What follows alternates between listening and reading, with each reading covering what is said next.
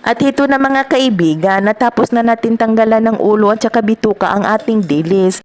Huhugasan ko na siya mga kaibigan.